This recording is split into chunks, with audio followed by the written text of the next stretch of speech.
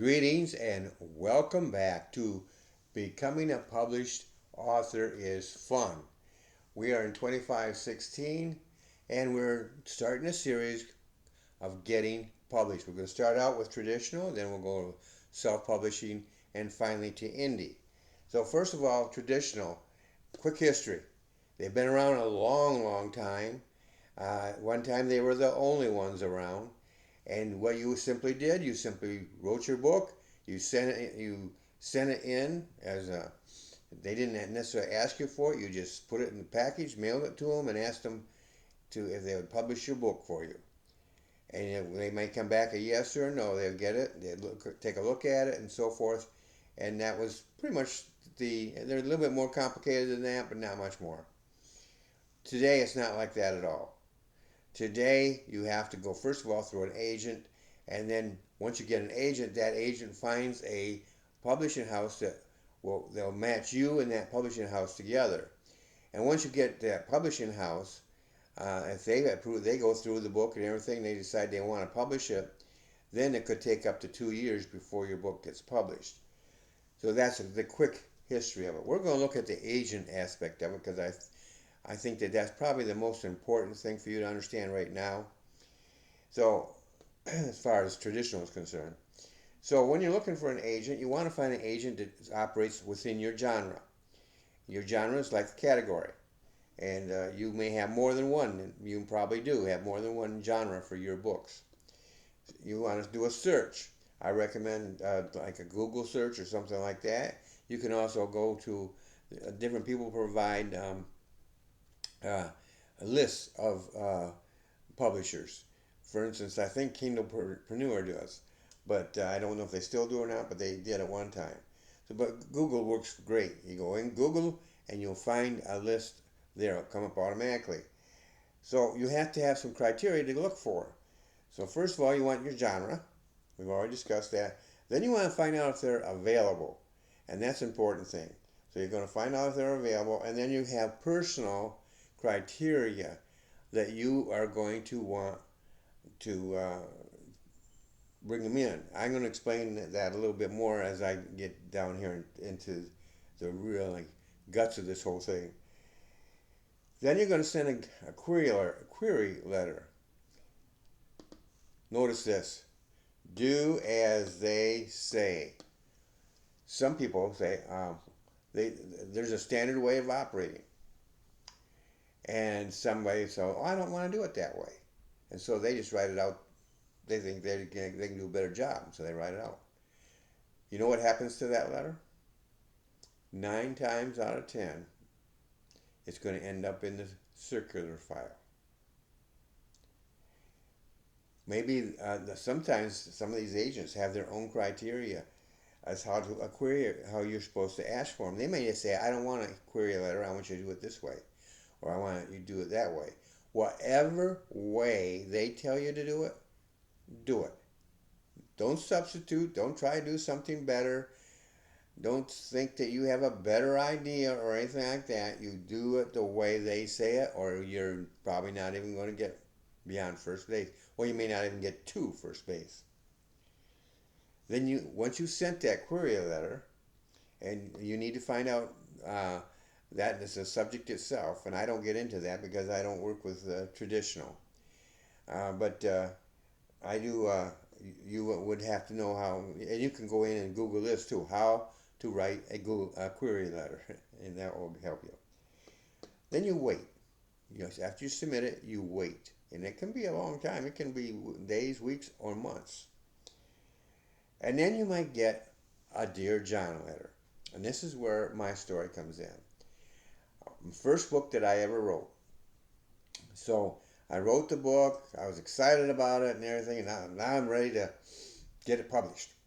So what I did is I did the Google search, and I went through different. It took me weeks and months of going through, Googling through there, and checking these different agents out.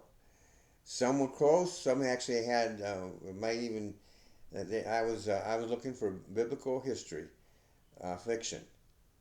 So which means that I was going to be writing historical fiction within a biblical background, probably based on the Bible. And so uh, I was looking for that, and it took me a long time. I get someone I'd be interested in, and then they would fail time and time again. I would find that there would be a fail, and this went on and on and on. Finally, I found a woman who did historical fiction, and so I followed her procedures of how to submit and request, and then I waited and waited and finally I got a letter back, and that was not addressed Dear John, probably addressed Dear Mr. Riddle, but in any case, it was a rejection letter, and she didn't really specify what it was. She just didn't go into what she said is she didn't go wasn't more into that area or something like that.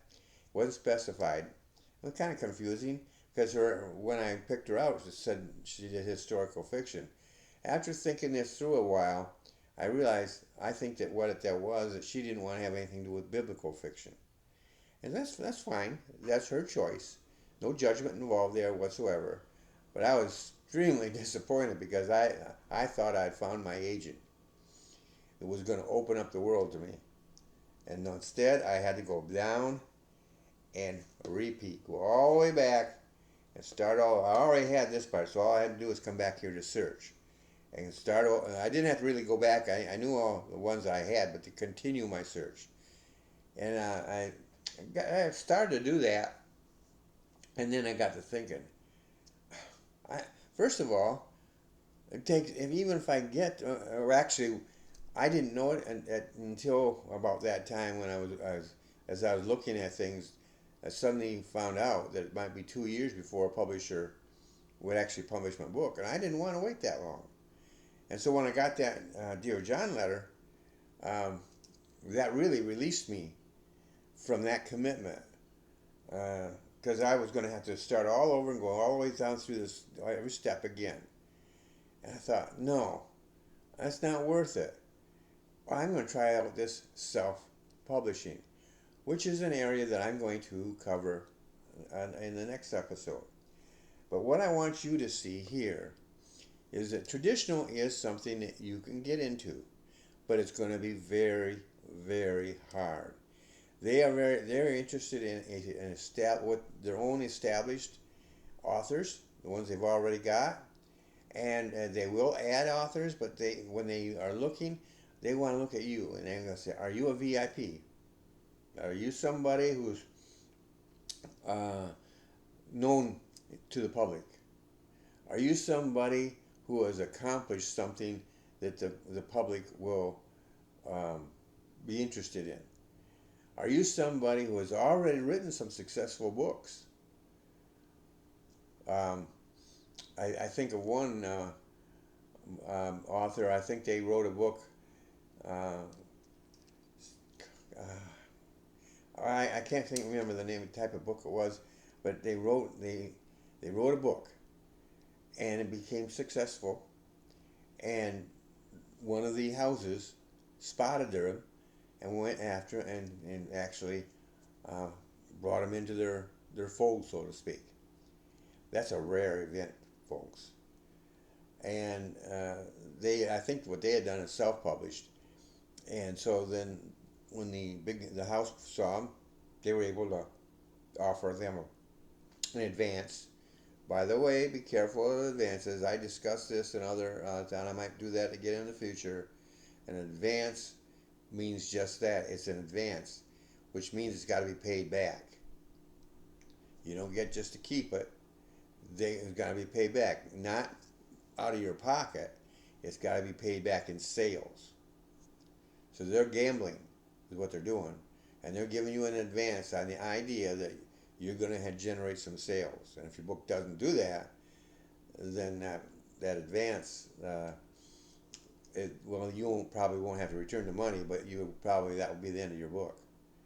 The thing is that you need to be very careful about that. So, but you want to take some time and really investigate your agent. It can be a man or a woman. They have different fees. Fees can range. I've Back when I was looking, it was around 15%. It's probably about the same today. 15% uh, of sales, and so that's something it's a contract that you enter into with them, and it can be a fee like that, a percentage, or it could be a flat fee. It's whatever they determined. And most of that stuff is up front. They tell you up front what their fees are, and they tell you up front what different criteria they have and things of this nature, because they don't want to waste their time. They don't want to waste your time, and they don't want to waste their time, and so they put it all up front for you to see.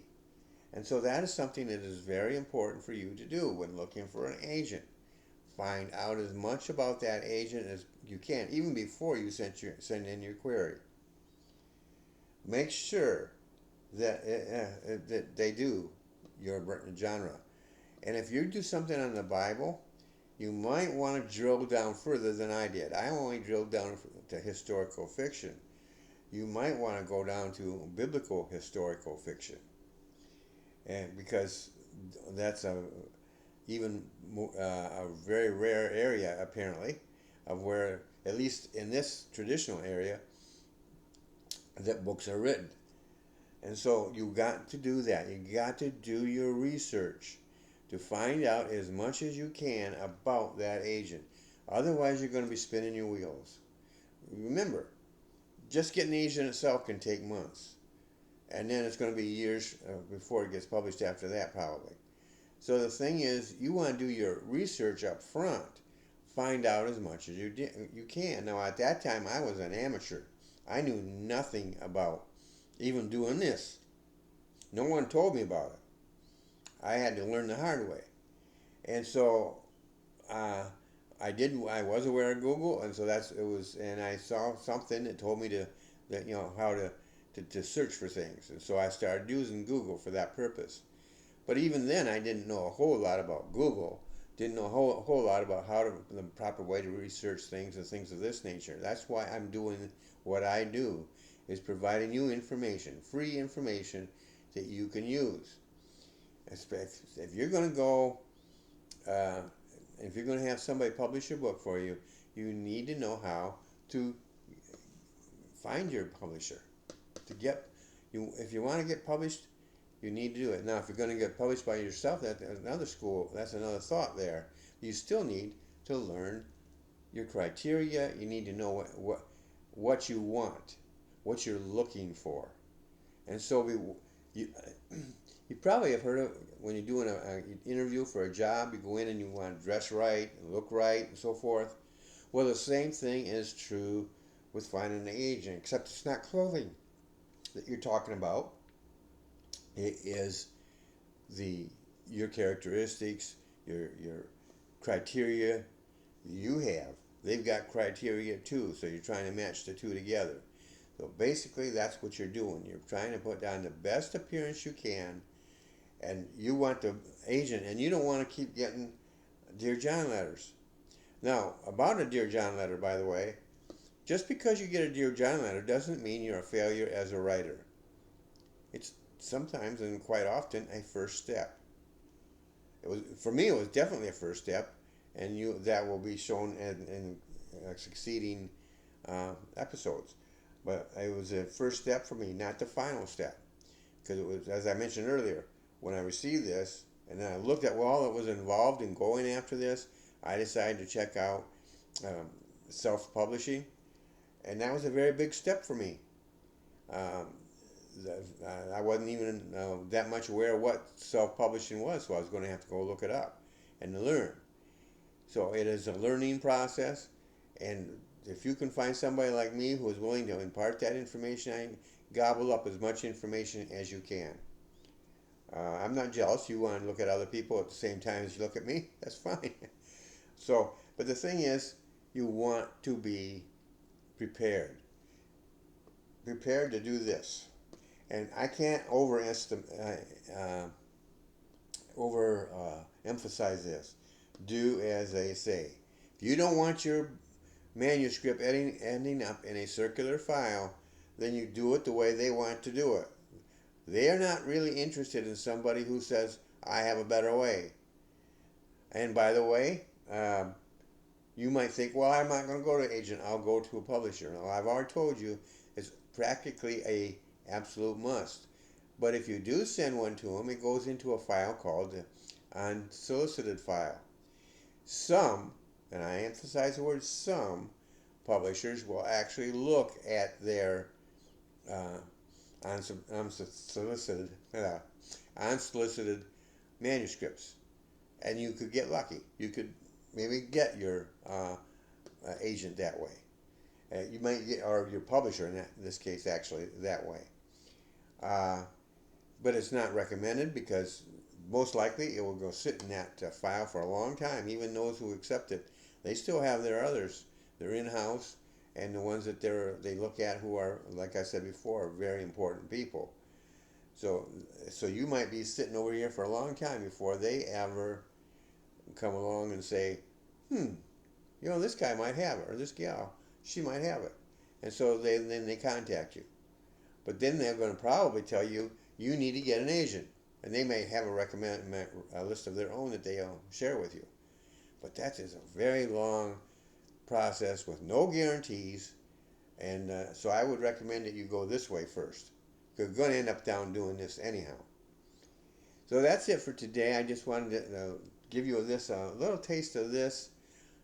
Traditional was at one time the best way to go. I don't believe it is anymore.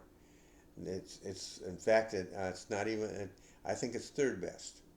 I think we're going to move on to the next one, which is called self-publishing, and that is a big improvement over here. But there's also some carryovers too. So we'll be looking at that in the next episode. But I hope you've enjoyed this. And by the way, I have when you check in here, let's see, right over here, you have a icon down below, a little screen there, and click on there, and you can subscribe to my channel, TR Independent Books. And what you do is when you do that, you get becoming a published author is fun. Plus, you get Christian news and views, where I look at the news from a Christian worldview. And so you can get both of those, and that is something that I encourage you to do. By you doing that, you'll encourage me, so it's a give-take there a little bit. It's all free. None of it costs you any money. So I hope you have a great day, and I'll see you in the next episode.